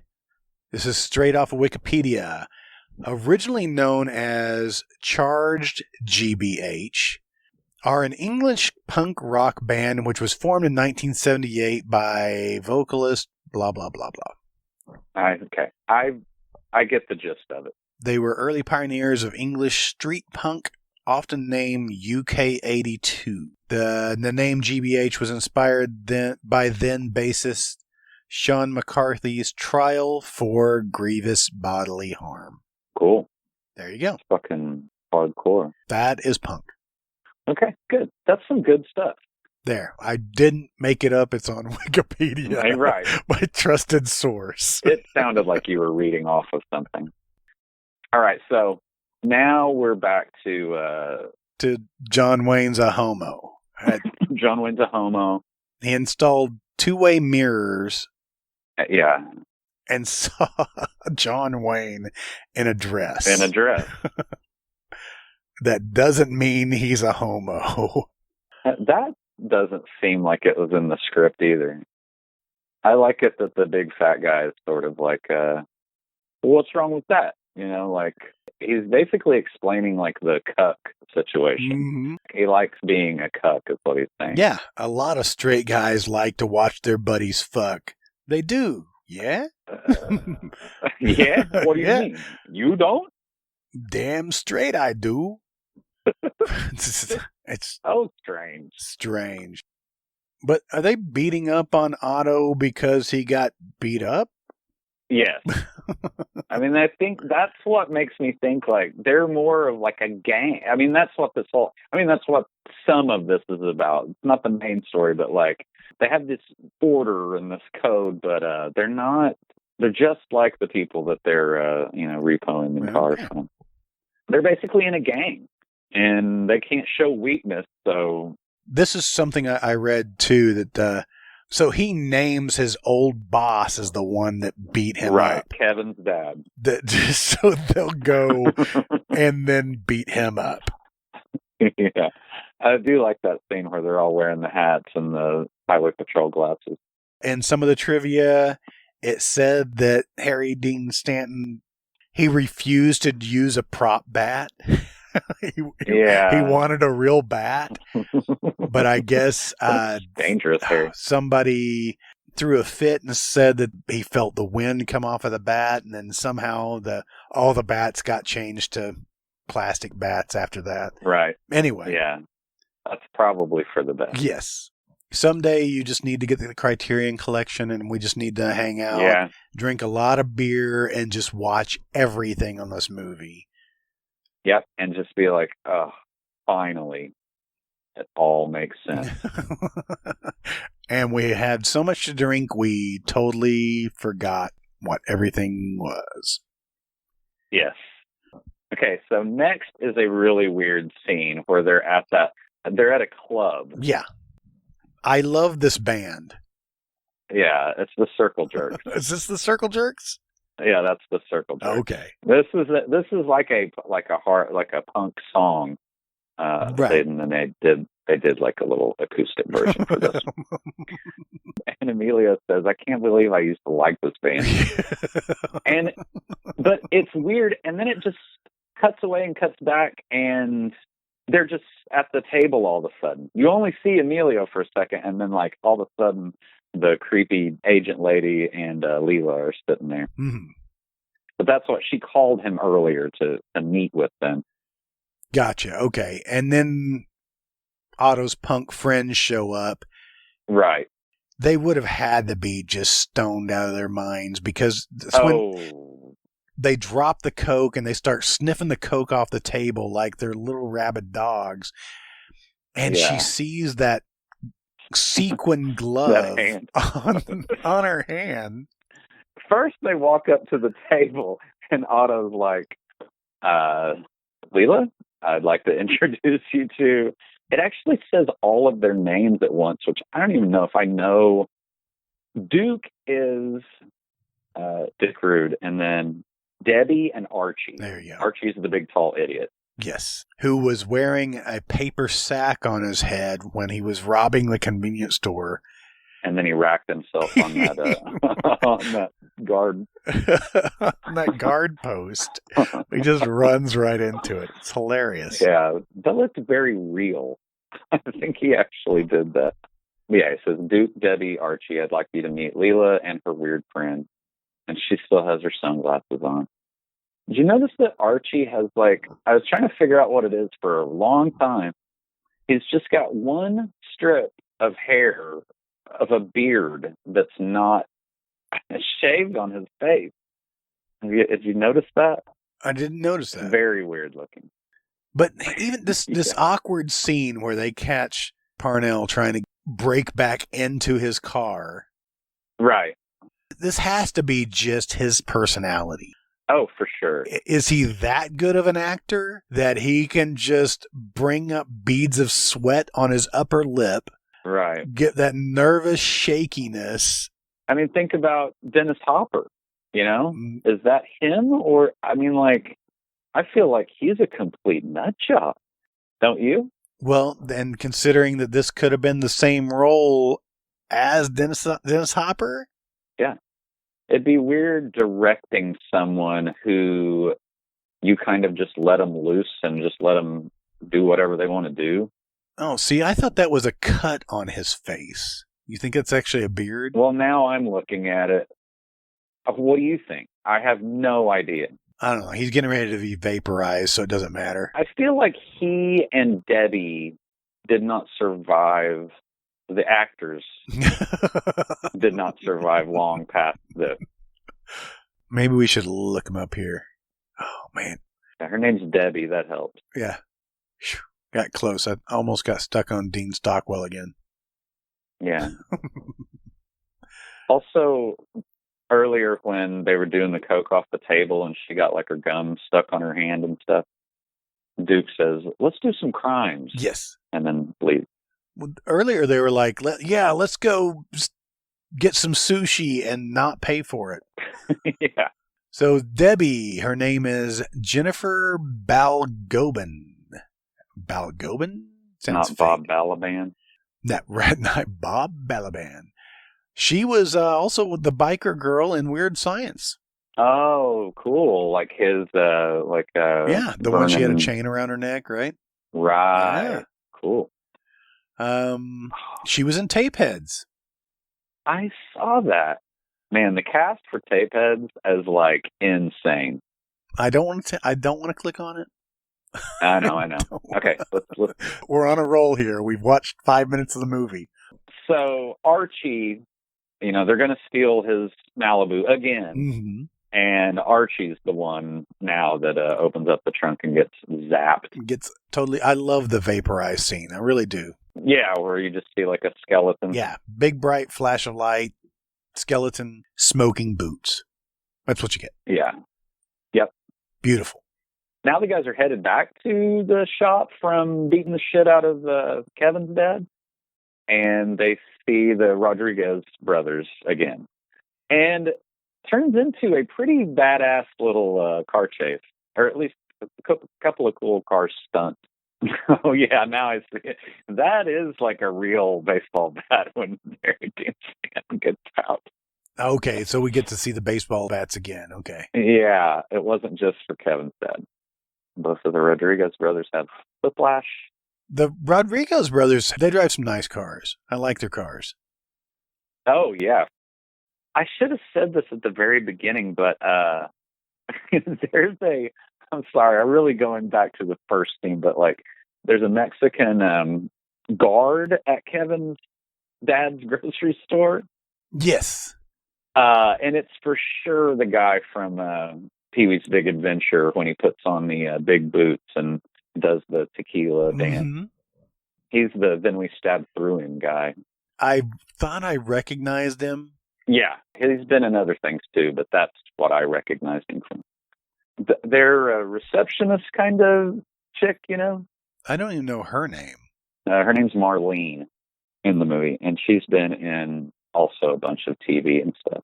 Yeah, Archie's freaking list goes on and on. Archie's? Yeah, that's God, Miguel Sandoval. Wait, what? I thought we went over this already. Hold on. Archie? No way. That's impossible. I thought we'd gone over this earlier. Obviously. I thought I clicked on the wrong thing. My computer's actually moving slow because I have so many tabs open. Right. Yeah. It's like having to use like backup memory and stuff. I'm just trying to delay the end of the film. Man. Okay. I cannot reconcile these two people. That Miguel Sandoval is Archie? Is Archie. Yes. That's insane. Yeah. Oh, yeah, he was the bad guy in Clear and Present Danger. He's been in a ton of All things. I have to say is, wow.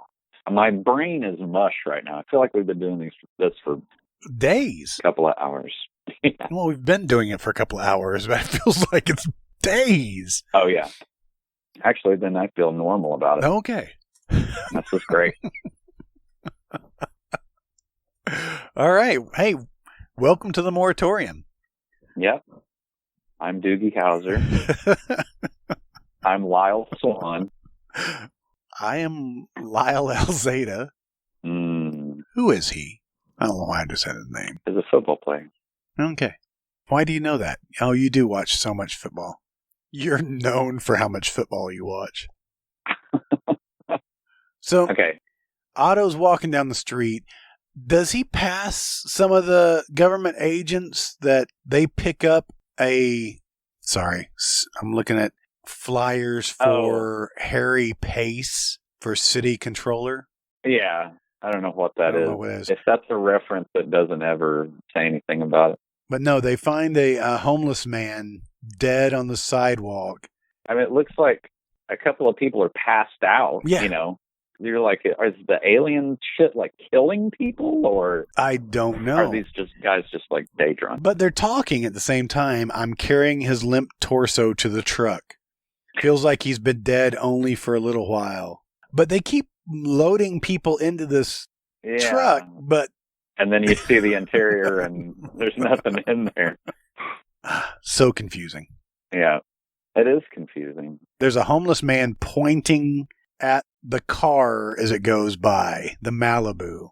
Right. And then Otto chases after it. On foot. And barfs on it?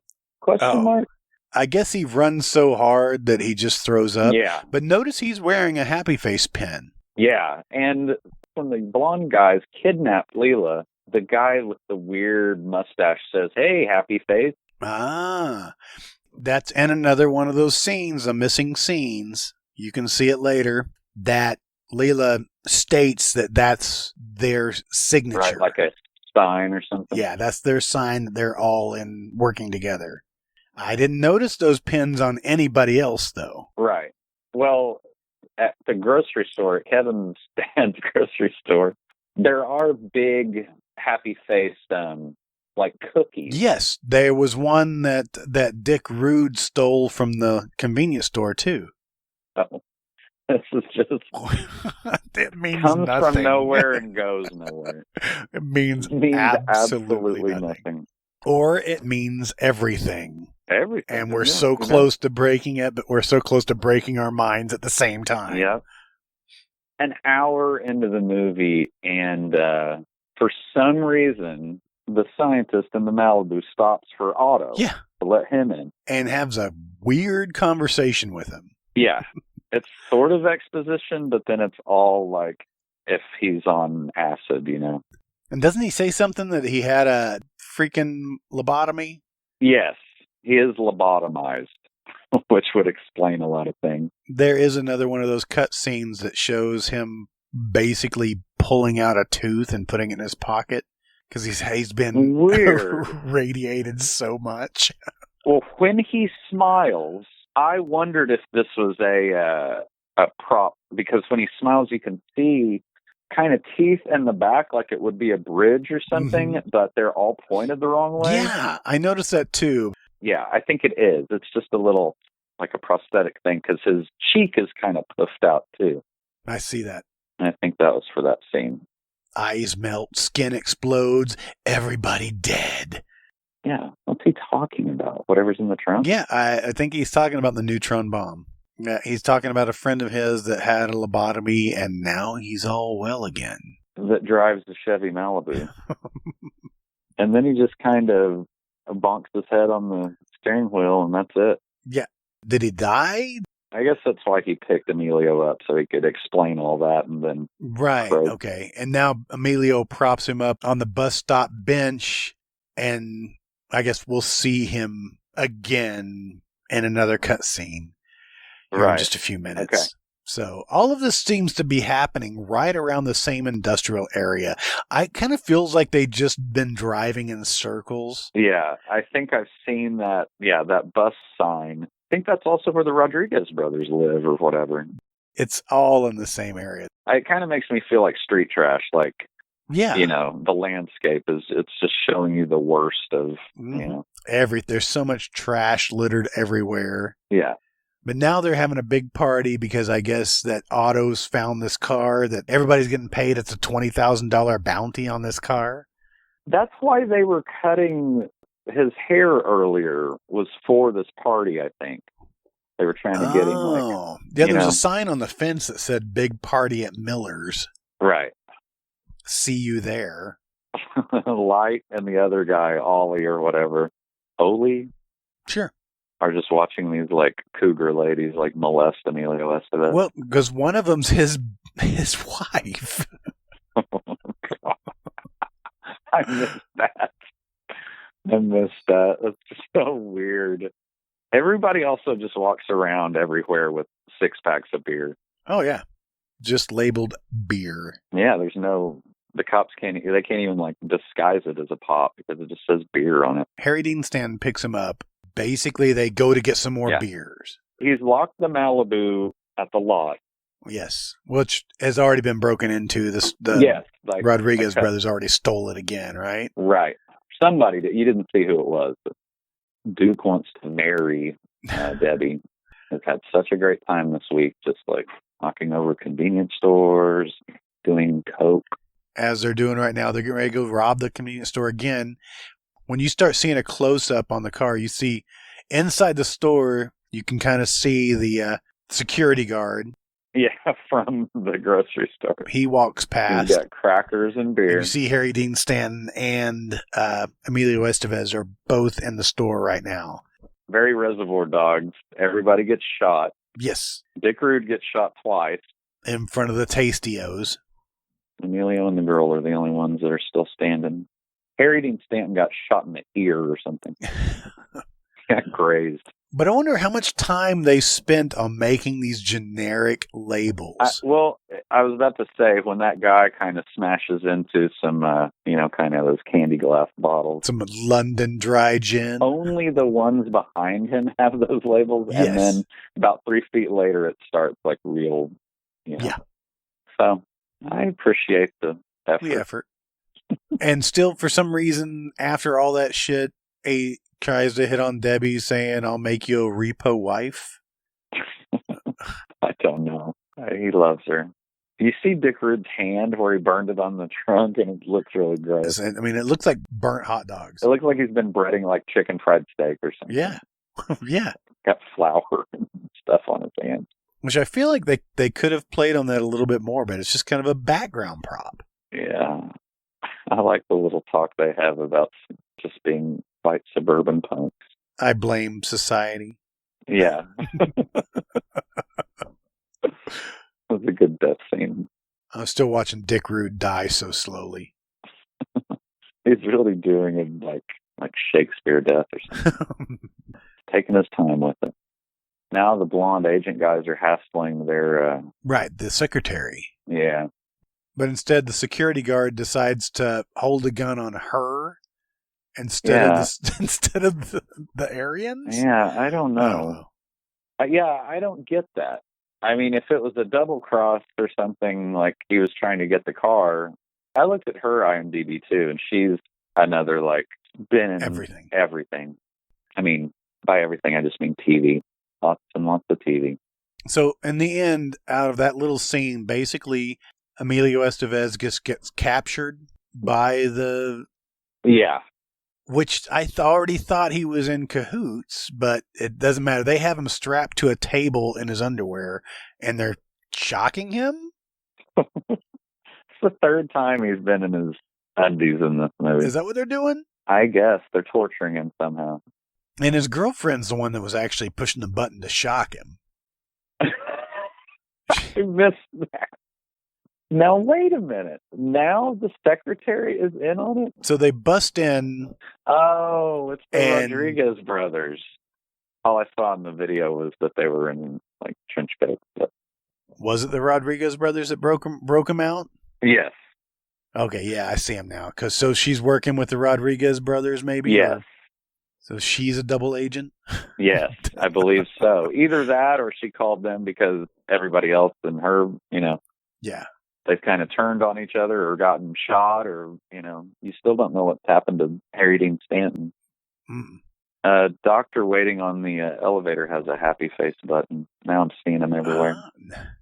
This is a real Fight Club thing. He just didn't really have it all figured out yet. Oh, I guess it's so when he puts the uniform on, it'll have it on there. So they basically just broke into the hospital to change into doctors' uniforms. To try to find... To get Bud and break him out of the hospital. Right. And he sees Kevin on a gurney in the hallway and pulls the thing back. He looks like he's dead. He has the sheet over his face. Yes, but he moans or something. It says Otto. He pulls it down and he's pale and his glasses are broken, but he's still alive. Yeah. He just covers his face back up. Shakes his head. That was weird. And now it's turned into a little chase caper thing. Something. They're in a parking garage. There's a bunch of blonde-headed guys that almost look like Iggy Pop walking up. There's a scene where one of the Rodriguez brothers has an Uzi, and he's on the lower step, and he's shooting at the agent.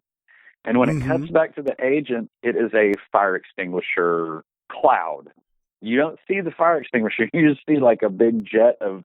And I think that they thought if they just add a sound effect, that smoke is going to look like him shooting the gun.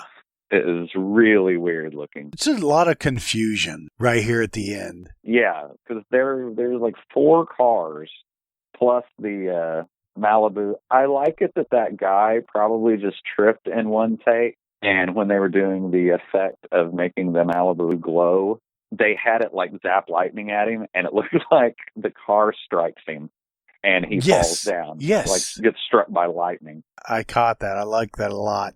Didn't have to do that. No. But they did.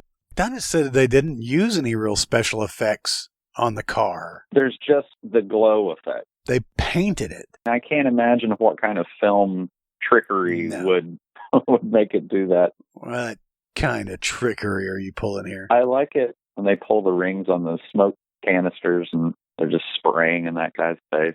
So Otto somehow, he found the Malibu parked in the garage. Yeah. No, it's a different car. No, it's a different car, yeah.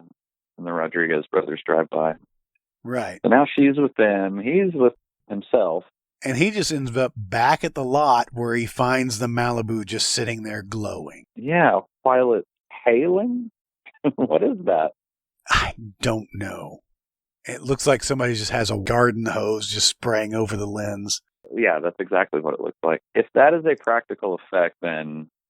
I mean, I see what you're saying, that it's all smeared in that, paint at the Phantasmagoria. But some of that has to be, effect. That's a lot of light they're shining in there. I guess so. So Bud is just out of the hospital, sitting in the Malibu. I mean, he doesn't look that hurt. No. But I think, I don't know why he's doing this, why he's all of a sudden melancholy and suicidal or whatever. He's maybe out of coke. Yeah, and he did get shot in the head. I think he said it grazed him.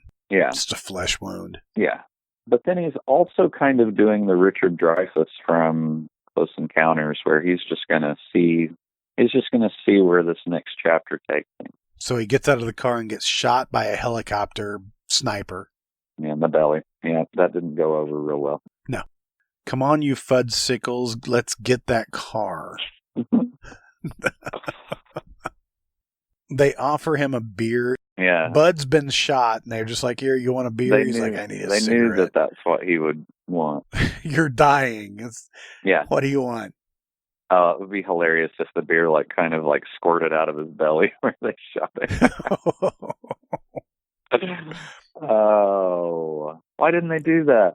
So just a bizarre ending that we get to see the guys in in hazmat suits trying to get up to the car, and the car is refusing them? Yes. Somehow by electric shock? Yes.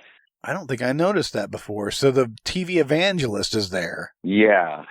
And he's in a hazmat suit. Yes. But his, like, frock thing and stuff under it, too. The two blonde guys talking on the back of the van seems like Airplane, the movie, or something. Is that it? The preacher says, "Holy sheep shit." Harry Dean Stanton has a cigarette and a beer as he lay dying. Diuretics comes back again. And just Miller walks up to the car, glowing. Yeah. And it accepts him because he's just weird enough to get into an alien car? It's either because he's simple or because he accepts it. And what does Emilio Estevez say to his girlfriend before he gets up to get in the car too with Miller? She says something like, "Otto, don't go." Yeah, don't go. What about our relationship? And he's like, huh? Oh, fuck that. I just get that. But yeah, this is his journey. Like, he was just a normal, like, sociopath kid, but now he has purpose. I guess. She says, "You shithead. Yeah. I'm glad I tortured you." So before, when she was pushing that button, she was just like, this is for his own good. I'm doing this because I love him. Oh, man. And then the car starts flying through the sky. Yep. And, I mean, they're really like buzzing skyscrapers. He's looking out of the side like fucking Little Nemo or something.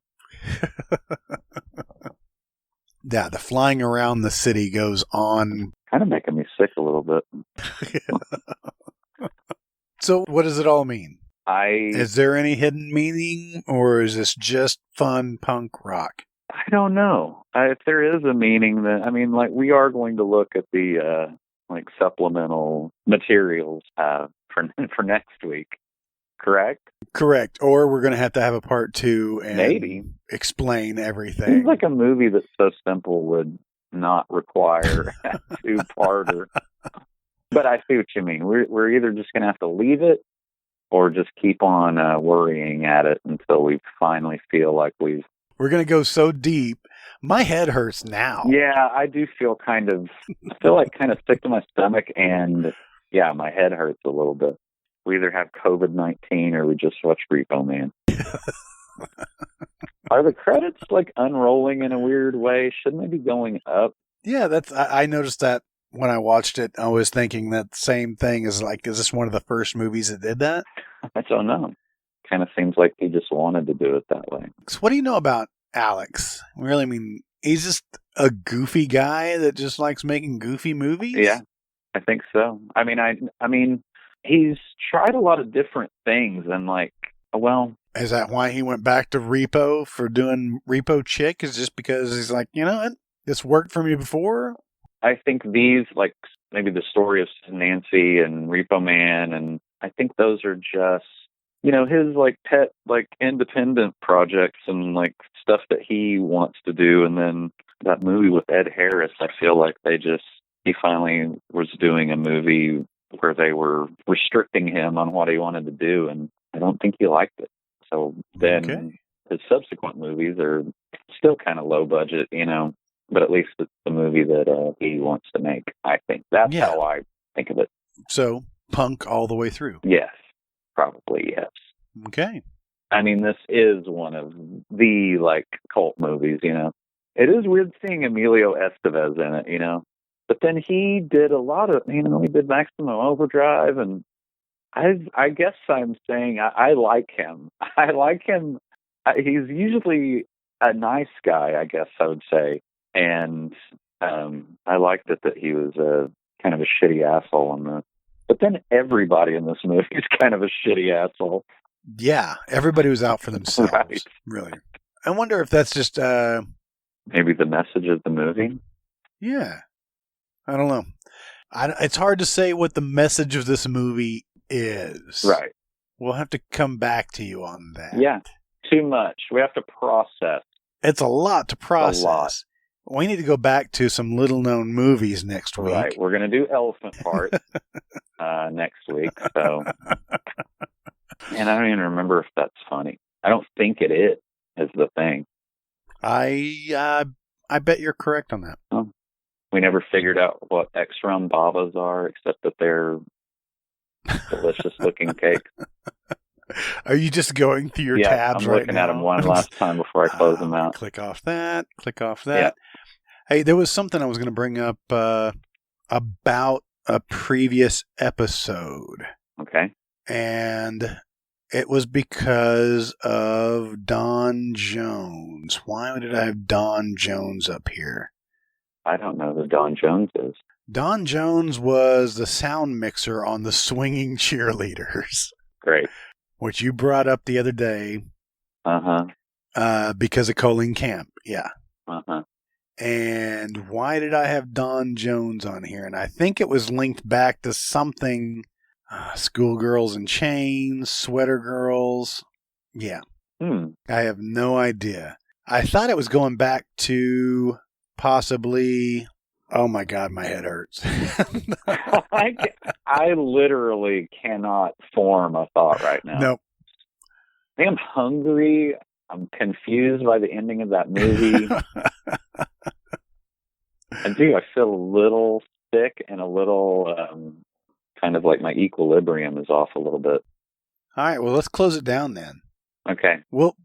I'll add in some canned humor, some laughter, Please take clips out of elephant parts and just shove them into the podcast and make this a little bit funnier than what we actually are today. Maybe we need to go back to drinking. Oh, man. That would have made this probably would have been longer, but it would have been easier. More palatable.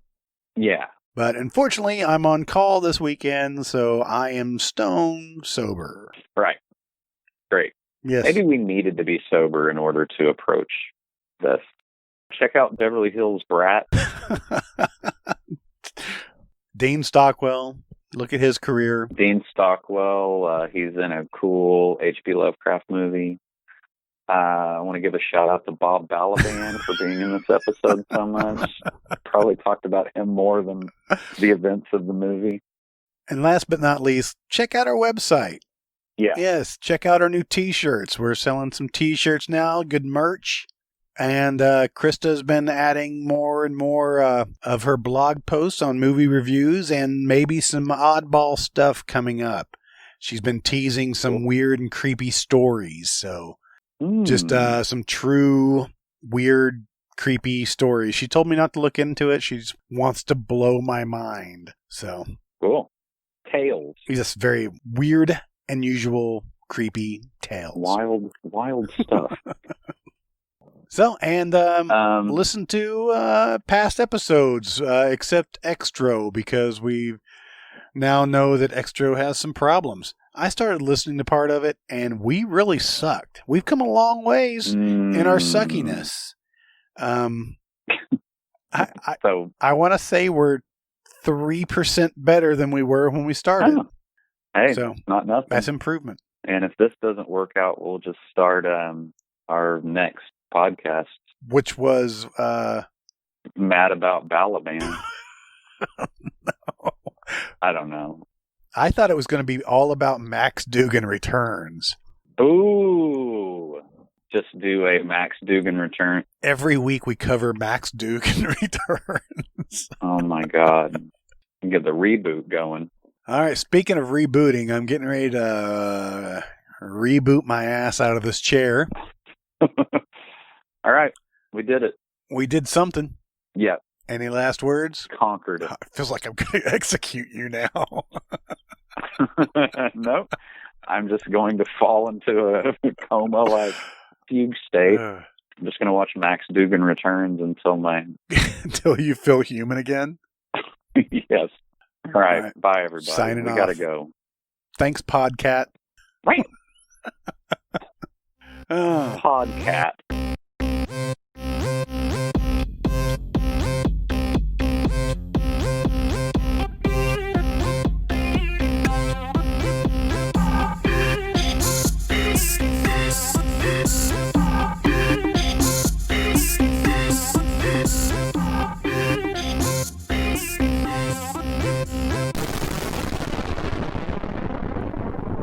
You've been listening to The Moratorium, an MT Cornfield production. For more fun and stupidity, stay tuned. Next week, Jason and I break down this cult punk alien comedy and take a peek into some interesting careers of a few character actors. Check out our website for everything Moratorium, including movie links, movie reviews, merch, and more. Again, please like, share, and subscribe, then rinse and repeat. We appreciate your support. If you have any movie suggestions or just want to tell us how much we really suck, you can contact us at moviemoratorium@gmail.com. Thanks for listening, and long live VHS. Ding, ding, ding, ding, ding, ding, ding. That is punk.